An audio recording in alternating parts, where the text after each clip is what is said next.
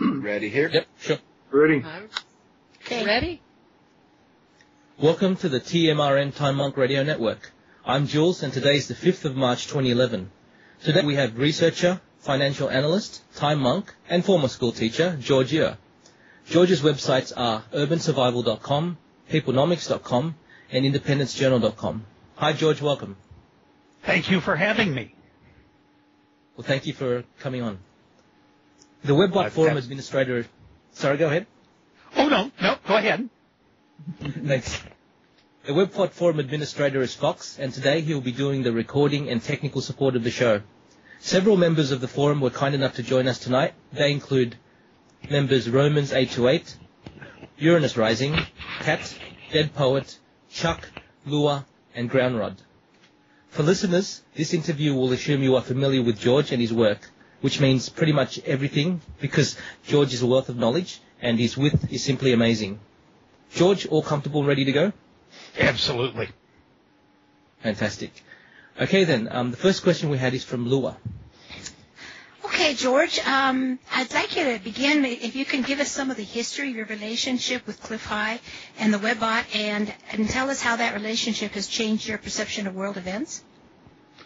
Well, it's really been an eye-opener, and it started back in, well, let me back up. First, how Cliff became aware of my work. In 1997, I was finishing up a master's in business administration, and I needed a capstone project. And a capstone project is like how one supposedly applies all of this vast learning in school.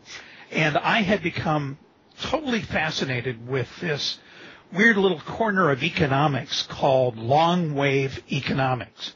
Essentially, what long-wave economics posits is that there are occurrences that befall a secular economy, irregardless of the socioeconomic platform it's on. In other words, such things happened during the French Revolution, as well as during the American Civil War, as well as during periods of peace, during Great Wars, Great Depressions, and so forth.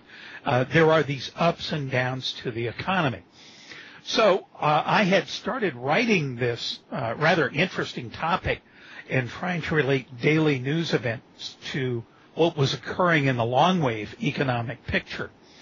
And in about May or so of 2001, I began corresponding with a reader of the urbansurvival.com website who initially referred to himself only as the think tank. And we developed a correspondent relationship, and he had some extremely insightful things to say about what he foresaw would be happening to the world. What made it so interesting was that it made sense in terms of the long-wave economic predictions, which are, by the way, that we're in the process either of entering or now some distance into a grand supercycle economic depression. This despite all of the protestations out of Washington to the contrary. And so we began exchanging notes, and he revealed that he had been using a new technology which he had developed, which essentially assigned numeric values to words. These numeric values allowed for words to be processed very much as one would process a mathematic problem. And it wasn't necessarily the word frequency. That kind of thing was already well established at that time. But using a program called Prolog, stitched together with Perl, C++, and other computer languages that Cliff is very confident in, extremely so, he was able to provide some contextual basis for what coming events should look like. That led in, I would say, about first week of July of 2001 to me posting a piece on the urbansurvival.com website, which, by the way, you can still find there, in which he posited that the world will be at a tipping point within usually 45 to 60 days of this big linguistic blip that he had noticed in the early iterations of the WebBot project. So along ticks the calendar. Initially going into it, I thought it would be the U.S. unilateral abrogation of the ABM treaty, the anti-ballistic missile treaty with the Russians, simply because that was such a hot item in headlines of the day. As it turns out, however, the linguistics were pointing at correctly an event with shades of military, shades of accident, and the geographic descriptors we had at the time included the Philippines as well as Las Vegas. Naturally, I woke up the morning of 9/11 on my sailboat in San Francisco. The wife and I had just gotten up and were kind of watching television, CNN, in the aft stateroom and having coffee, and all of a sudden we're watching the Twin Towers go down.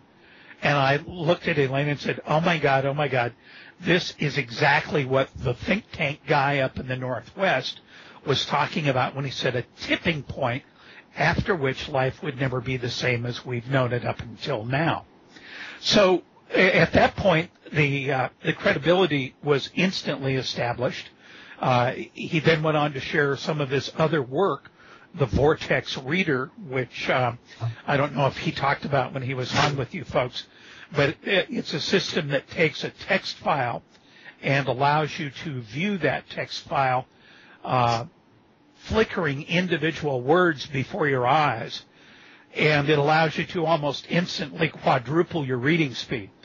I don't use it as much as I used to because it's become somewhat stressful knowing a little too much about the future before it gets here. But that's really where things began. Then shortly after that, he said, well, we're going to have an attack on House or Assembly. And then immediately thereafter, we had the anthrax attack.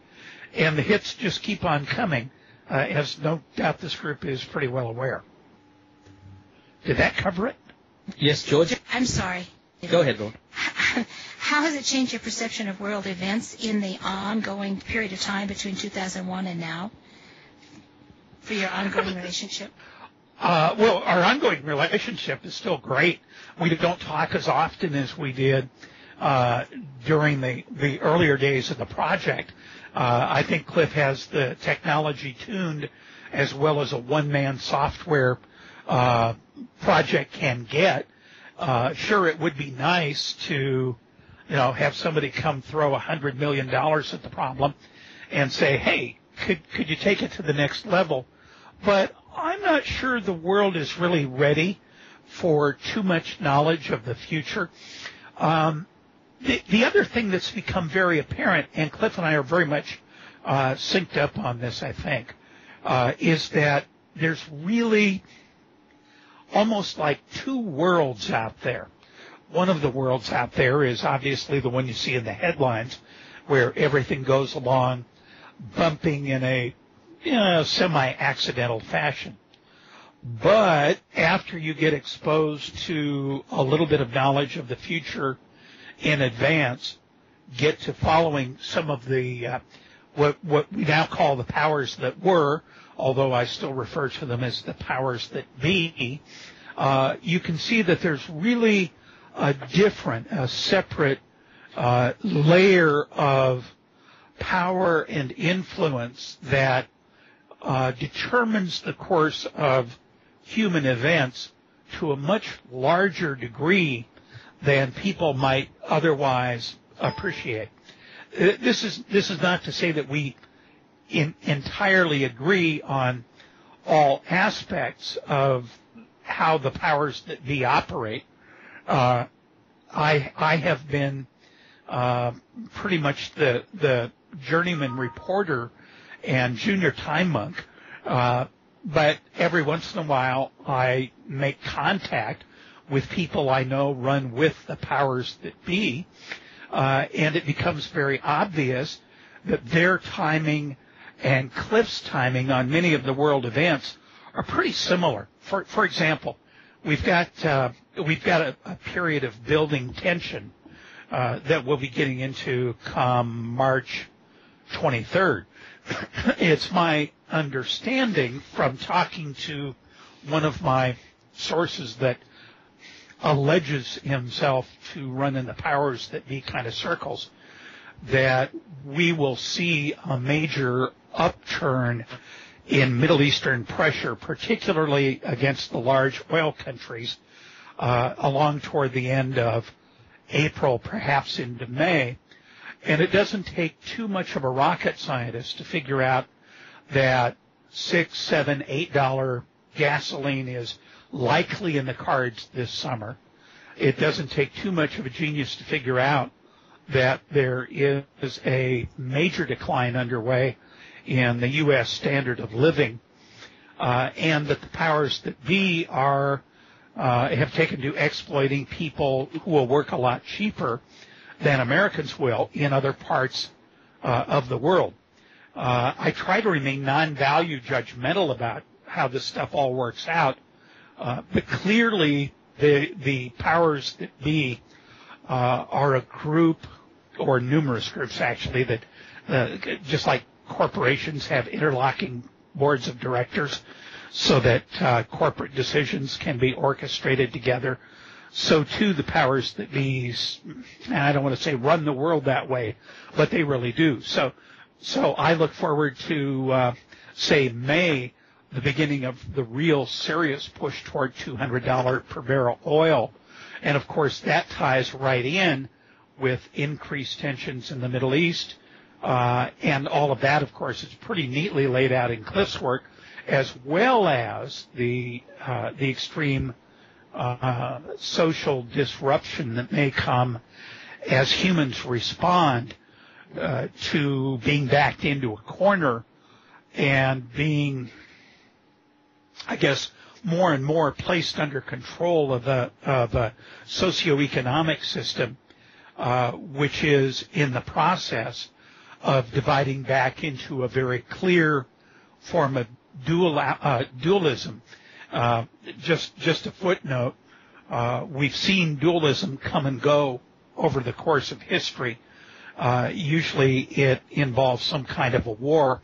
Most recently, of course, was the 1917 through 1989 wall coming down period, which was our long-running war and very profitable for the powers that be, involving the Soviet Union, which was really not complete till about 1991 or so.